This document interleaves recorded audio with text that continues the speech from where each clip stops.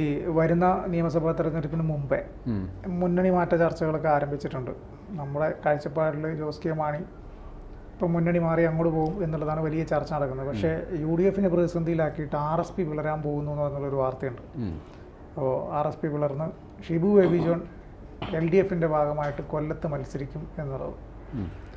പ്രേമേന്ദ്രൻ ചിലപ്പോൾ BJP-യിലേക്ക് പോകും എന്നുള്ള ചർച്ചകളുണ്ട്. പക്ഷേ അത് എത്രത്തോളം അടിസ്ഥാനം ഉണ്ട് എന്നുള്ളത് നമുക്കിപ്പോൾ ഈ ഒരു സാഹചര്യത്തിൽ പറയാൻ പറ്റില്ല. പക്ഷേ ഷിബു ബേബി ജോണിൻ്റെ കാര്യത്തിൽ ഏകദേശം ചർച്ചകളൊക്കെ നടന്നിട്ടുണ്ട്.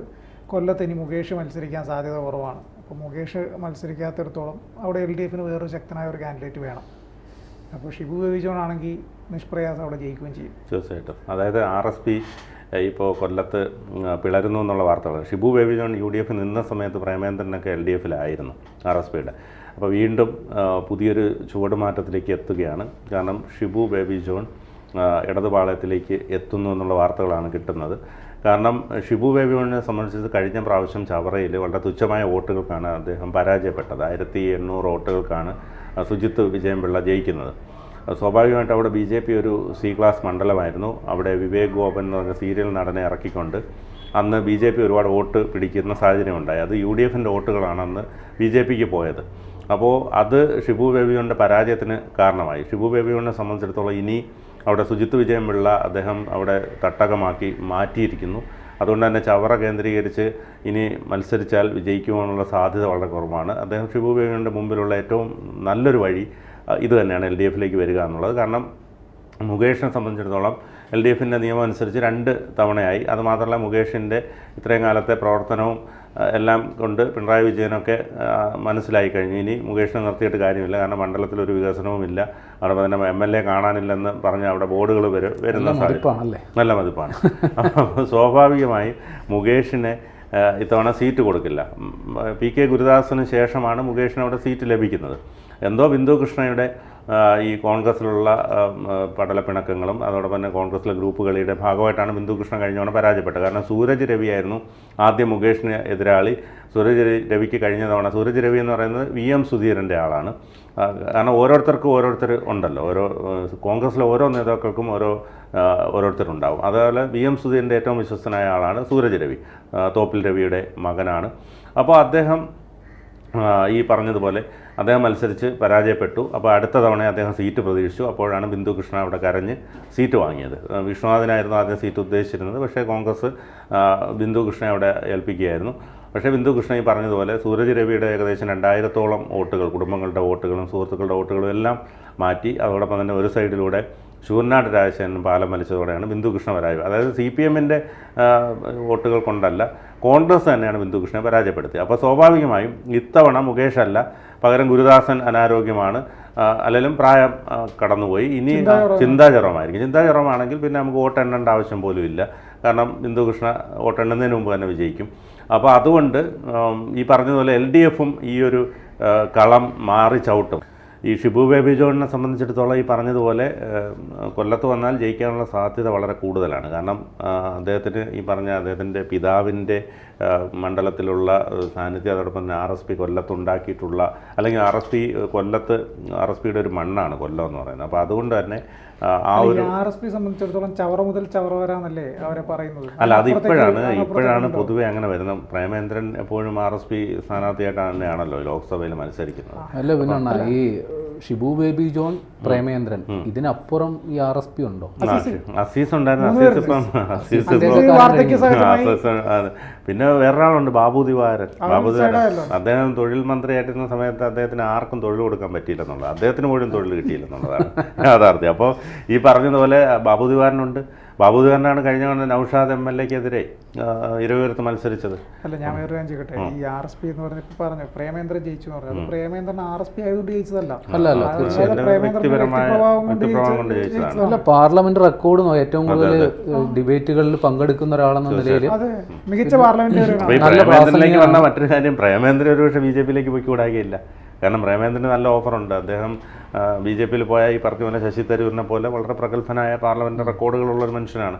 അപ്പോൾ ഈ പറഞ്ഞതുപോലെ RSP ഇനിയിപ്പോൾ കോൺഗ്രസ്സിലുള്ള ടീം എല്ലാം തീർന്നു. അപ്പോൾ ഇനി ഒരാൾ ഷിബു CPM-ലും പ്രേമേന്ദ്രൻ BJP-യിലും പോയി കഴിഞ്ഞാൽ പ്രേമേന്ദ്രന് സാധ്യത കൂടുതലാണ്. കാരണം പ്രേമേന്ദ്രന്റെ ഒറ്റ താല്പര്യം കൊണ്ടാണെന്ന് പറയുന്നു. എനിക്ക് അല്ല, ഈ പാർട്ടിയുടെ നിലനിൽക്കുന്ന പ്രേമേന്ദ്രൻ അല്ല, UDF നിന്ന് LDF-ൽ നിന്ന് UDF-ലേക്ക് വരാനുള്ള കാരണം പ്രേമേന്ദ്രന്റെ താല്പര്യമാണ്. അതെ, അന്ന് മറ്റേ പരനാറി പ്രയോഗം മുഖ്യമന്ത്രി വിളിച്ചതൊക്കെ അത്രയും ദേഷ്യം ഉണ്ടായിരുന്നു. അത് കാരണം MA ബേബിയെ പോലെ ഒരാളെ തോൽപ്പിച്ചു, അതിനുശേഷം ബാലഗോപാലിന് തോൽക്കേണ്ടി വന്നു. ഇതെല്ലാം പ്രേമേന്ദ്രൻ്റെ മുമ്പിൽ അവരുടെ പല നേതാക്കൾക്കും കാലിടറേണ്ടി വന്നു. അതെല്ലാം പിണറായി വിജയന് വലിയ ക്ഷീണമുണ്ടാക്കിയ വിഷയങ്ങളാണ്. കാരണം MA ബേബിയെ പോലെ ഒരാളിനെ കൊണ്ട് നിർത്തി വളരെ ദയനീയമായ പരാജയമാണ് ഏറ്റുവാങ്ങി. പിന്നീട് ബാലഗോപാൽ വന്നപ്പോഴും CPM എന്തോ പ്രേമേന്ദ്രൻ തോൽക്കുമെന്ന് പറഞ്ഞിട്ട് ഏകദേശം 1.5 ലക്ഷം വോട്ടിന് അടുത്ത് ഭൂരിപക്ഷത്തിൽ. അതുമാത്രമല്ല BJP വോട്ടുകളൊട്ട് കുറഞ്ഞതുമില്ല. BJP വോട്ട് അന്ന് KV സാബു 1 ലക്ഷത്തിന് മേളിൽ വോട്ട് പിടിച്ചു.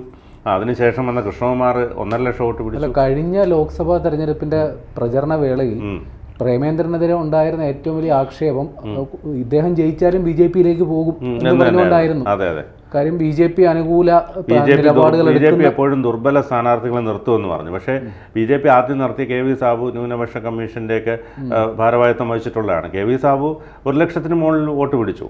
അപ്പോൾ ഇത്തവണ കൃഷ്ണകുമാറിനെ കൊണ്ടുവന്നപ്പോഴും പറഞ്ഞു കൃഷ്ണകുമാർ വോട്ട് പിടിക്കില്ല, എല്ലാ BJP വോട്ടുകളും പ്രേമേന്ദ്രന് കൊടുക്കാനുള്ള. പക്ഷേ 1.5 ലക്ഷത്തിന് മേളിൽ വോട്ട് കൃഷ്ണകുമാറും പിടിച്ചു. അപ്പോൾ BJP വോട്ട് ചോർന്നു. രാജീവ് ചന്ദ്രശേഖർ സംസ്ഥാന അധ്യക്ഷനായി വന്ന സമയത്ത് കൃത്യമായിട്ടൊരു സ്ട്രാറ്റജി ഉണ്ട് അവർക്ക്. കേരളത്തിൽ നിന്ന് മികച്ച നേതാക്കളെ പാർട്ടിയുടെ ഭാഗമായിട്ട് കൊണ്ടുവരണം എന്നുള്ളത് അത് ദേശീയ നേതൃത്വത്തിൻ്റെ തീരുമാനമാണ്. അതുകൊണ്ടാണ് രാജീവ് ചന്ദ്രശേഖരനെ ഇവിടെ സംസ്ഥാന അധ്യക്ഷനായിട്ട് കൊണ്ടുവന്നത്. ആ ലിസ്റ്റിൽ പെടുന്ന ഒരാളാണ് പ്രേമേന്ദ്രൻ. അതെ, ഉറപ്പായിട്ടും സാധ്യതയുണ്ട്. പ്രേമേന്ദ്രനെ സംബന്ധിച്ചിടത്തോളം പ്രേമേന്ദ്രനെ കിട്ടിയാൽ BJP-ക്ക് വലിയ നേട്ടമാണ്.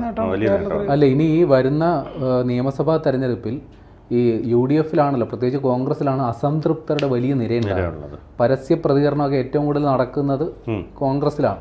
അപ്പം അങ്ങനെ അസംതൃപ്തർ സാധാരണ ചേക്കേറുക CPM-ലായിരിക്കും. അല്ല, ഇപ്പോൾ വേറൊരു പ്രശ്നമുണ്ട്. ഷിബു ബേബി ജോണിനെ ഇപ്പോൾ LDF-ലേക്ക് കൊണ്ടുവന്നു കഴിഞ്ഞാൽ അവിടെ ബിന്ദു കൃഷ്ണ തോറ്റു കഴിഞ്ഞാൽ വീണ്ടും അവിടെ വലിയ പ്രശ്നങ്ങളിലേക്ക് പോകും. അപ്പോൾ സൂരജ് രവി വിഭാഗം പറയും ബിന്ദു കൃഷ്ണ ആയതുകൊണ്ടാണ് തോറ്റത് എന്നുള്ള രീതിയിൽ പറയാനുള്ള സാധ്യതയുണ്ട്. അതുപോലെ തന്നെ RSPക്ക് ഒരു സീറ്റ് ഈ LDF-ലൂടെ നേടാൻ കഴിയും.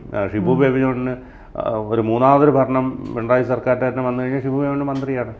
അപ്പോൾ അത് ആ നേട്ടം ഷിബു വേണ്ടെന്ന് വെക്കില്ല. ഷിബു ബേബി ജോൺ ഇപ്പോൾ സജീവ രാഷ്ട്രീയത്തിൽ അത്ര ഇടപെടുന്നുണ്ടോ എന്നുള്ളത് സംശയമാണ്. കാരണം പുള്ളി സിനിമയിലോട്ടൊക്കെ പോയി വലിയ തിക്താനുഭവമൊക്കെ നേരിട്ടേച്ചിരിക്കും. ഇനിയിപ്പോൾ എത്രത്തോളം അല്ല, പക്ഷേ ഷിബു ബേബി ജോൺ RSPയുടെ അധ്യക്ഷ സ്ഥാനത്തിരിക്കുകയാണല്ലോ. കാരണം അസീസ് മാറിയ ശേഷം RSP അധ്യക്ഷ സ്ഥാനത്തിരിക്കുകയാണ്. അപ്പോൾ ഇനിയിപ്പോൾ ഇതിന് ഒരുപാട് മാറ്റങ്ങൾ വന്നു വരും. കാരണം ഇദ്ദേഹം LDF-ലേക്ക് വരികയാണെങ്കിൽ നിലവിലുള്ള RSP UDF-ൽ പ്രേമേന്ദ്രൻ തുടരുകയാണെങ്കിൽ അതിലേക്ക് പിന്നെ മറ്റൊരു അധ്യക്ഷനെ കൊണ്ടുവരേണ്ടി വരും. അപ്പോൾ ഇതിൽ ഈ പറഞ്ഞതുപോലെ നിങ്ങൾ പറഞ്ഞതുപോലെ ഷിബു ബേബി ജോണും അസീസും ഇദ്ദേഹവും പ്രേമേന്ദ്രനും മാത്രമാണല്ലോ ഉള്ളത്. തീരുമാനം എടുക്കുന്നവർ 3 പേരും കൂടെ ആയിരുന്നല്ലോ. അപ്പോൾ അസീസ് ഇപ്പോൾ അനാരോഗ്യം മൂലം അദ്ദേഹം വീട്ടിൽ വിശ്രമത്തിലാണ്. പിന്നെ ബാബു ദിവാരനും വിശ്രമത്തിലാണ്. അദ്ദേഹം കൊല്ലത്ത് പോലും ഇല്ല, തിരുവനന്തപുരത്താണുള്ളത്. അപ്പോൾ സ്വാഭാവികമായും ഇത് ശിഥിലമായി പോകാനുള്ള സാധ്യതയാണ് കാണുന്നത്. അതൊന്നും ഉണ്ടാവില്ല. നമ്മളിരിക്കുമ്പോൾ ഇങ്ങനെ ഷിബു അവിടെയും പ്രേമനും ഇവിടെ ഇരുന്നിട്ട് ഇങ്ങനെ പറയടേ നമ്മൾ രണ്ടുപേരും ഇങ്ങനെ നിന്ന് കഴിഞ്ഞാൽ രക്ഷപ്പെടാനുള്ള സാധ്യതയൊന്നുമില്ല. നീ ഏതായാലും MP ആണ്, നീ അവിടെ കേന്ദ്രത്തിൽ പതുക്കെ BJP-യോട് ഒട്ടിക്കും, ഞാനിവിടെ സംസ്ഥാനത്തിൻ്റെ ഇവിടെ LDF-ൻ്റെ കൂടെ ഒട്ടിയിട്ട് അടുത്ത തവണ എന്തെങ്കിലും മന്ത്രിയോ എന്തെങ്കിലും ആവാൻ പറ്റുമോ നോക്കട്ടെ. അല്ലാണ്ട് നമ്മൾ RSP എന്ന് പറഞ്ഞ് നടന്നു കഴിഞ്ഞാൽ നമ്മൾ തീർന്നു. ശരിക്കും ഒരു വളർച്ചയില്ലാത്തൊരു പാർട്ടിയാണ്. അല്ല, ഇവർ തമ്മിലും മത്സരിച്ചിട്ടുണ്ട്. ഷിബു ആദ്യം തന്നെ UDF-ലേക്ക് വന്നല്ലോ, അദ്ദേഹം മന്ത്രിയൊക്കെ ആയിട്ടുണ്ട്. അപ്പോൾ പ്രേമേന്ദ്രൻ അന്നെതിരായിട്ട് മത്സരിച്ചിരുന്നു അന്ന്. പിന്നീട് പ്രേമേന്ദ്രൻ ജയിച്ചു, അദ്ദേഹം LDF-ൻ്റെ ഭാഗമായി നിന്ന് ജയിച്ചു. അന്നാണ് ജലവിഭവ വകുപ്പ് മന്ത്രിയൊക്കെ ആയത്. സ്വാഭാവികമായി പൊതുവെ പറയുമ്പോഴേ, അതായത് കേരള രാഷ്ട്രീയത്തിൽ പൊതുവെ പറയുമ്പോൾ ഏതെങ്കിലും ഒരു നേതാവിനെ കേന്ദ്രീകരിച്ചുള്ള പാർട്ടികളൊക്കെ അസ്തമിച്ചു പോയതാണ് ഇപ്പോൾ ചരിത്രം. ഇപ്പോൾ MV Raghavan, KR Gouriamma, KM Mani, ഇപ്പോൾ പ്രേമേന്ദ്രൻ. അതെ അതെ, ആ തരത്തിൽ വ്യാഖ്യാനിക്കപ്പെടാനുള്ള സാധ്യത. അതുപോലെ അരവിന്ദാക്ഷം വിഭാഗം അവിടെയും ശിഥിലമായി പോയി. അതുകൊണ്ടാണ് അരവിന്ദാക്ഷം വിഭാഗം ഇപ്പോൾ CMB 2 പിളർന്നപ്പോൾ CP ജോണിൻ്റെ നേതൃത്വത്തിൽ UDF-ഉം അരവിന്ദാക്ഷൻ്റെ നേതൃത്വത്തിൽ LDF-ഉം ആയി. അരവിന്ദാക്ഷൻ്റെ പാർട്ടിയിൽ നിന്ന ആളായിരുന്നു വിജയൻപിള്ള. പക്ഷേ വിജയൻപിള്ളയുടെ മരണശേഷം, അരവിന്ദാക്ഷൻ്റെ മരണശേഷം അവിടെ സുജിത്ത് വിജയൻപിള്ള CPM കാൻഡിഡേറ്റായി. CPM ചിഹ്നത്തിലാണ്. അതേപോലെ CPM-ൽ അങ്ങ് ലയിച്ചു. അപ്പോൾ ഈ പറഞ്ഞതുപോലെ CPM-ന് ഈ ഘടകകക്ഷികളെ എങ്ങനെയും ശിഥിലമാക്കുക എന്നുള്ളത് CPM-ൻ്റെ ഒരു പ്രത്യേകത തന്നെയാണ്. അതേസമയം UDF വന്നാൽ അത്രയും പ്രശ്നമില്ല. CPM-ൽ എത്തിക്കഴിഞ്ഞപ്പോൾ മാണിയുടെ അവസ്ഥ അതാണ്. ജോസ് കെ മാണി ഇനിയും തുടർന്നാൽ അവരും ഈ പറഞ്ഞ പോലെ തമ്മിൽ തല്ലി നശിച്ച് തീരും. അതുകൊണ്ടാണ് ജോസ് കെ മാണി കളം മാറ്റാനുള്ള ശ്രമം നടത്തിക്കൊണ്ടിരിക്കുന്നത്.